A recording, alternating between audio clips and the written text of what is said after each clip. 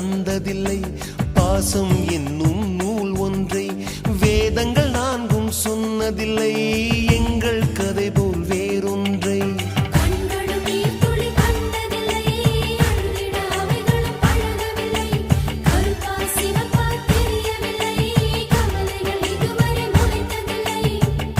சேகரித்து வைப்பதற்கு தேவை என்று எதுவும் இல்லை.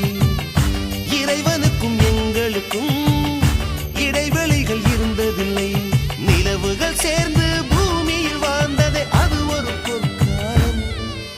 அவரவர் வாழ்க்கையில் ஆயிரம் ஆயிரம் மாற்றங்கள். அந்த நினைவுகள்